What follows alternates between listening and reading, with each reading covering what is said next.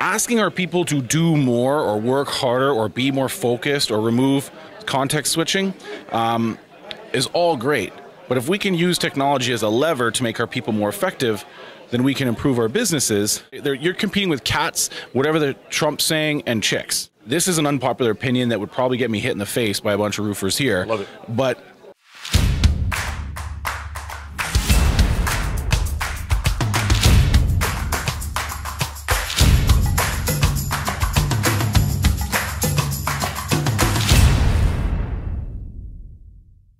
all right, so I'm here with Adam right now, and Adam, for people who aren't familiar, let's just get a quick backstory on you. We're here at the REVA conference. Tell me a little bit about yourself. Well, I don't know how far you want me to go, but essentially I half own a roofing company back in Edmonton with my best friend.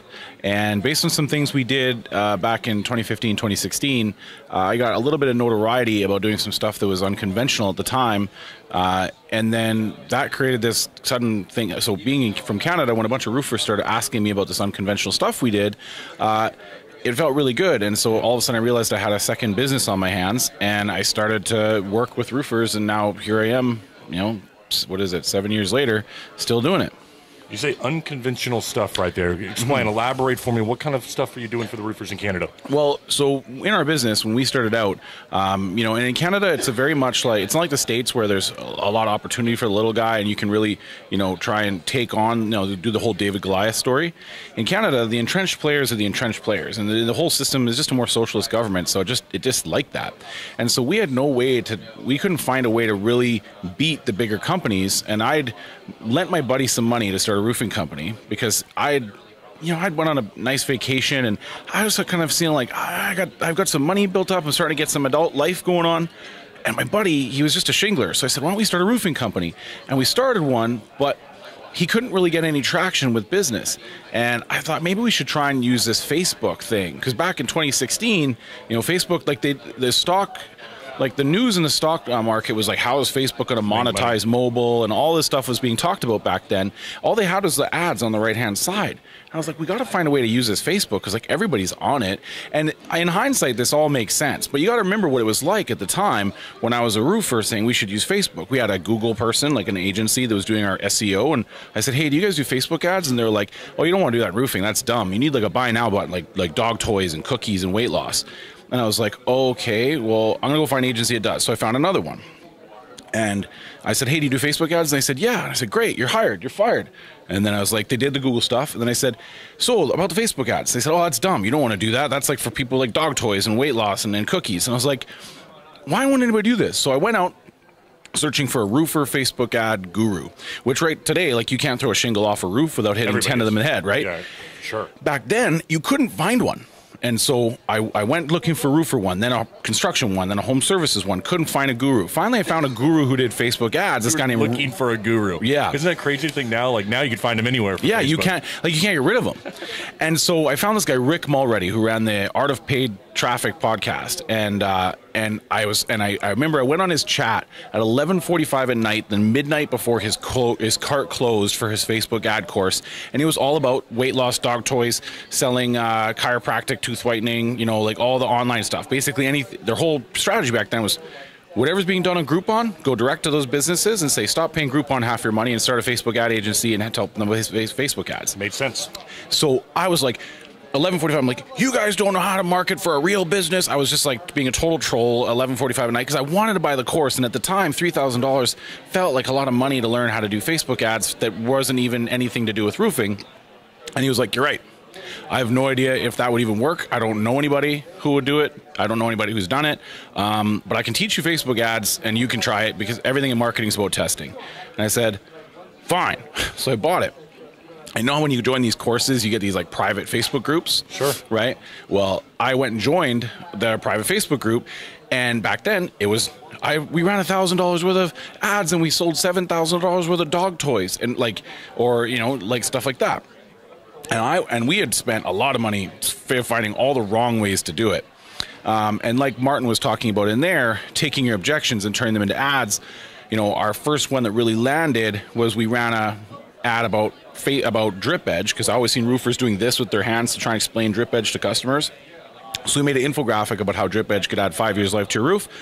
And then we retargeted anybody who looked at that ad with an ad that said free Drip Edge with a roof in June. And that thing got crazy. We ran $7,000 worth of ads and made $420,000 in roofing sales. And that, every single podcast that we got interviewed on did this exact same thing. That became the clickbaity headline, right? Is that back then it was unheard of to run $7,000 worth of ads and sell $420,000 worth of stuff because everybody was selling $9 dog toys, things with a buy now button, right?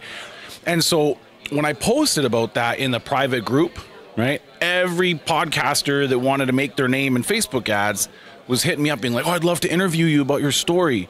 And so between like 2016 and 2018, if you Googled roofer and Facebook ads, it was just me being interviewed on like 30 podcasts, right? So we did like digital marketer, everybody. So then all these roofers started reaching out and they're like, hey, can you show me how you did that? And at first I was like, oh my God, a guy from Texas wants like help from little old me in Edmonton. And so I started like helping out, and then I just started to say to myself, I think I have a business here. I wonder what I should call it. I'm like, well, I'm a partner in a roofing business, so I could partner in their roofing businesses. So I'll call it a roofing business partner. And that was where the name came from. That is an awesome story. I rarely hear like a really unique story about how someone falls into roofing. That's a good one. Yeah. Everyone kind of falls into it because they lose their job somewhere, you Yeah. know what I mean? Yeah. But you were actually searching for a way that could benefit your company. You found it, and then you found, okay, listen, I'm going to help other people and benefit their company, right? Yeah. So I got a couple questions for you about like unpack what you just said right there, all right? For sure. First, I'm going to ask a more general question, all right? Because I think you understand social media pretty well. Simple question. Yes or no? Yeah. Social media, good or bad nowadays? Good. Tell me why. Overwhelmingly showing signs of its tearing down society a bit, but tearing down and torn down are two different things. I think that stuff like what you've heard from Elon Musk lately, I think that overall we're evolving as people and we're learning how to use this new thing. We were chimpanzees like 4 generations ago, like not chimpanzees, but we were like very unevolved people, you know what I mean? And then like there's a lot of thing that happened in the last 4 people, 4 people ago, if you were a blacksmith, your last name was Smith and you were a blacksmith because you're 4 generations backwards for blacksmiths. The upward momentum that things like social media has created has put people who maybe didn't have 10 generations of nobility allowing them to be in a position of power. We've got mavericks and radicals and good people and bad people with a voice now, and that has been something that people have had a hard time really understanding what those messages are and sorting out good from bad. And so while it makes it tough because like it's so divisive in some ways and so inflammatory in some ways, I think it's better overall because it's allowed new people to rise up and it's empowered people from all over the world. But anything great is going to come with this kind of friction and grinding, right? No pressure, no diamonds. This is going to cause society overall to evolve and get better. You're still doing this stuff with Roofing Business Partner. You're still helping these companies grow today? So what actually happened is it's evolved over time. So you might have heard Martin in there mention we're changing our logo. Yeah. So what happened was we were early to this Facebook thing, right? Back when it was like shooting fish in a barrel, there was nobody doing it. And we started to get really good results early on. And so we started getting fired by our customers and we didn't know why. And I started asking them, you start asking why you're losing your clients. I'm like, why are you like canceling your service? Well, we got too many leads and we're like falling behind. We got customers who are getting mad and all this kind of stuff. And because I designed an app and sold it, and you're right, you're like, who fires the marketing guy for that, creating that problem, right? Yeah, right. And I said, well, and I said, because I designed an app and sold it, and I'd owned some businesses and been in a franchise thing, I'd played around a lot with software, and I knew I knew my way around it. So we built a custom CRM in our roofing company that I'm partnered with. And so I said, well, show me your problem. And they were like, well, we have this folder that goes on the wall, and then we put this Post-it note on the back of it, and then we have this software, we type stuff in, but then it doesn't do everything, so we have to copy and paste stuff into this software, move it over here. And then when that's done, it goes in the truck, and then once in a while it flies out the window, and then it comes back, and then we put a stamp on it, and we put it in this office, and it goes on a whiteboard, and then we move it over, and there's a Post-it note, and when the Post-it note's green, it means this. And I was like, I'm like, that's your problem. I said, you need a system. Like you can't get past a certain number with that kind of system. Like you're going to have to evolve. You got to come up with new shit. Sorry, I don't know if I can swear on this, but so then I said, instead of firing me, I'll fix that problem for the same monthly rate, and it'll take me like 3 months, and then I'll fly back out here and I'll teach you guys how to use it. And they said yes, and I did that, and they went from 6 to 11 million the next year. And I was like, and I thought that was really cool because I couldn't get fired from being a part of the operational framework of the company for doing a good job. You know what I mean? But you can get fired for doing a good job when you're just getting a ton of leads if they can't keep up with the flow. And so we started funneling our Facebook ad clients into CRM and software and process development clients. And then slowly our client list started to evolve and get to be bigger companies with the bigger problems to solve. And so we've done, you know, we've started doing stuff for like $50 million companies, like solving big software problems, connecting things to other things, and trying where they're trying to be innovative and competitive, right? Like if they're trying to create like an Uber-like experience, you know, like where they get the like your roofing crew's on their way, your roofing crew's arrived, your roofing crew's tearing off the roof, like they're trying to like create their competitive advantage for the next 10 years. We started to become like the name. You know what I mean? That's why like somebody in there said, oh, he's a boss at that thing, right? Because we just started making a name for doing that. So we're still helping roofing businesses, but we've really gone away from the marketing side because it's decommoditized. Facebook ads platform has become way easier. There's a lot of players in it, and we forged that path forward, and we've created an industry for people that came up behind us, and I can recommend 10 good people that can do it now, and they love it because that's what they were passionate about. I wasn't passionate about marketing. I was trying to grow a business. And I got recognition for finding out a way to do it, and then I just found a way to make money doing it. But I really love like process development, really managing, like breaking down silos between departments, and I really love finding ways to innovate and make things run more efficiently. One of my favorite stories, and I can kind of end it with this, is that you take all the animals in the world, right, and you measure the amount of energy that they expend to travel 100 miles, right? The number one is the condor, right? For the least amount of energy burned over 100 miles. Human beings are somewhere in like the second, third, right? We're not overwhelmingly efficient, right? We have a lot of other advantages, opposable thumbs and stuff like that, but as far as like we don't have that advantage. But you give the human being a bicycle, and they become the most efficient animal to travel 100 miles by a factor of 4. So asking our people to do more or work harder or be more focused or remove context switching is all great. But if we can use technology as a lever to make our people more effective, then we can improve our businesses. And I think that that's going to be the theme of the roofing industry for the next 5 years. So 2 questions to end with here, okay? Mm-hmm. Both different. Very different, but I think they're worth asking you about. Because the market for Facebook ads and for just attention on social media is so competitive right now, all right? I'm looking for a tangible piece of advice. I'm going to tell you what I tell people, and you add to it, tell me I'm wrong, whatever you think. Not just video. I'm thinking videos in general, posts in general, social media. Mm-hmm. That you've got to grab somebody's attention in the first 3 seconds, if not second and a half.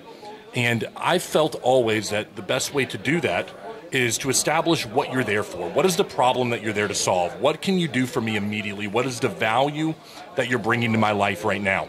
Mm-hmm. I find that a lot of my clients will begin videos with, "Hi, my name is Patrick. I'm from Rob's Roofing." You're done. You've already lost me. How do you suggest, in your experience, a good, solid way, a trick of the trade to grab attention for someone on social media? How do you grab that attention from someone? I love that. So we actually had to measure that a lot with Facebook ads. Talk to me. Because you can see the 2-second video view, the 3-second video view, the first 5%, 10, 25%. And so the first thing we said was, what is your thumb stoppability? Like, what is there to stop the thumb? And then what is the first thing you're to say? So we taught it as instant clarity headline, declare the problem, present the solution in the first 3 seconds. Because if you open "Hi, I'm Joe from Joe's Roofing, and today we're on site watching," they're already like you're competing with cats, whatever the Trump's saying, and chicks. Yep. Like you're never going to get as much attention as them. So it has to be like instant clarity headline, to declare exactly why they should be there, the benefit to watching the video, declare the problem that you're going to demonstrate a solution for in the video, and then explain that solution and elaborate. And the only other strategy really worked was like thought reversal, which is basically ripped off from weight loss, which is every weight loss video ever made is like, are you tired of doing this? Do you wish you didn't have to do that? Do you find it hard to do this? Well, what if I told you that the thing that you're doing is wrong? It's every weight loss video ever. You could use it with marketing, and we use it in thought reversal, right? So in roofing companies, because people have a lot of misconceptions about the roofing industry that need to be turned on their head, and it's a great way to get people engaged in your content. I love that right there. My final question for you is along what you just said. You said the roofing industry is moving towards the technology. You're moving towards you even could say automation of processes, being more efficient, using the bicycle, if you will, in the roofing industry. I'm a little scared about something, and I want to know your opinion. I say scared, not the right word. I am nervous. I've got some anxiety about it because of what I see in the industry. Amazon entering into the roofing game. With the technology that's available, the platform that's available, do you foresee there being a time where a good roofing contractor is competing with a person that simply goes to Amazon, scrolls down a list and says, I want that color, select, and that becomes how roofing is purchased? I can see that becoming, I think, a problem in the next 5 years. You're absolutely right. I didn't think I would buy. I thought, okay, fine, I'll buy a book online. Correct. Then I bought one. Then I didn't. I'll buy a book, but I'm never going to buy like clothes or car. Yeah, I thought I was going to buy a car, but I'll never buy shoes. Shoes are so. I'm never going to buy a mattress. I'll never buy. I'm wearing shorts I got on the internet. My shoes I got on the internet. I'm sleeping on a mattress at home I got on the internet. So I've been wrong before, and I think anybody who doubts, like I keep all of Jeff Bezos's annual letters to the shareholders on my phone at all times, and I read them all the time because for me, it's an inspiration, and I believe that this is coming in the roofing industry, and I believe that they will have the profit to pay for any of the mistakes that they make, because everybody says, oh, you could never do that. You'll make mistakes. It'll cost you money. So how do you find a way to deliver at a lower incremental cost to you? All you're trying to do is create a customer surplus, because you've got three levers. You've got value, you've got the price you charge, and you've got the cost you do it for. And if you increase the value, and by solving the problem with a high likelihood of accomplishment, with a minimal effort and sacrifice and no time delay, you're going to create a customer surplus in excess of your price. And all you have to do is work on cost. Well, you know, this is an unpopular opinion that would probably get me hit in the face by a bunch of roofers here. Love it. But I don't believe that 30 of the roofing companies in any given city deserve to exist. You've got 30 roofing companies that are installing the same product, installed the exact same way, according to manufacturer's specification. Many times they're using the same labor, some other subcontractor in the industry, right? They're sharing the labor, so they're installing the same product, the same way, for the same people, for more or less the same price. What makes you so special? Customer service. We care about quality, integrity. Oh, God. If I hear the word fucking integrity. Yeah. Lord, I mean, stop. It's one word I won't allow my clients to use, by the way. Yeah. Integrity. Because I can't stand it. Everybody should have integrity. Yes. You're giving me the basics. Yeah, like that's the bare minimum to entry, right? Yeah. And so we have 30 roofing companies who are all paying 30 production managers to run 2 or 3 crews. They're paying them $50,000 a year, right? And they're doing the same thing with a Facebook guy, Tim Hook from there. They're paying a receptionist. They're paying a bookkeeper. Those 30 companies paying $50,000 a year for a production manager to run 2 or 3 crews means you're spending $1.5 million a year to run 90 crews if you're running 3 crews. So $1.5 million a year to run 90 crews. In the stuff that I've built, right? And the stuff that I've built, I mean, we're not talking Amazon level good. Like they're like $50,000 to $250,000 projects. There's a company looking to spend $1 million to $1.5 million on their CRM. I tried to get the bid. I didn't win the bid, but there's a company spending between $1 million and $1.5 million on their RFP to get a CRM built. That thing is going to make it so they're going to be able to run, like we can run 60 crews with 2 people on the systems like that we've built in one of our clients. That thing, I won't be impressed by it unless it could run 200 crews nationwide off of 2 employees making $100,000 a year combined, which means that now $3 million for 180 crews versus $100,000 for 200 crews, you can afford to fix the mistakes. So if they go online and buy it through Amazon.com and all of a sudden, oh, we didn't account for the fact that there was a thing on the back or there was an eyebrow, it's like, who cares? Pay for it. Why? Because the value was incredibly high. They could go on Amazon, they could buy it with a click, they got consistency in pricing, didn't have to deal with a salesperson, they got a lifetime guarantee, blah, blah, blah. The price was comparable to the local market, and the person delivering it, they've driven their cost down so much on the incremental cost of delivery that they can afford to pay for all the mistakes in the world.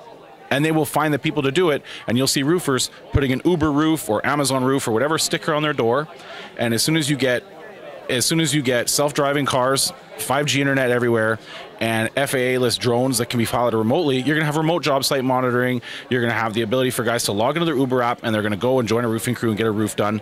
And then Elon's going to make some robots, and then they're going to do that shit in 30 years. So if you're not evolving at the time, you don't deserve to exist. And therefore, the invisible eye of capitalism will come out and crush you.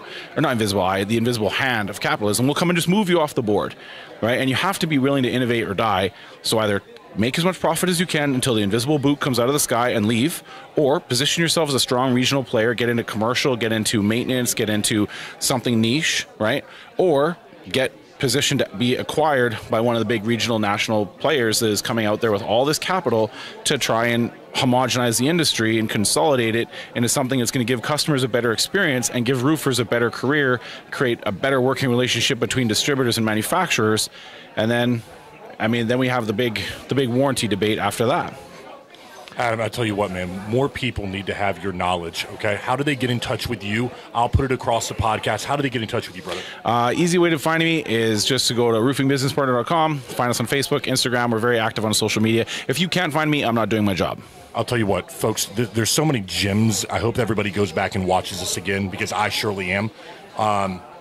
If you don't automate, you're going to be moved off the board. I love that right there. Moved off the board. So you got to start thinking about this now. There are companies, as Adam said, that are investing millions or hundreds of thousands of dollars into their CRM to make them competitive in a market right now that is becoming increasingly automated. If what you are doing is only taking incremental steps to where you are doing a small little point where it's integrated into your CRM and that's all you've done, and you think that's going to prepare you for 10 years down the road, you are not slowly, you are quickly falling behind your competition. And I want to end by saying this, and Adam, I think you would agree.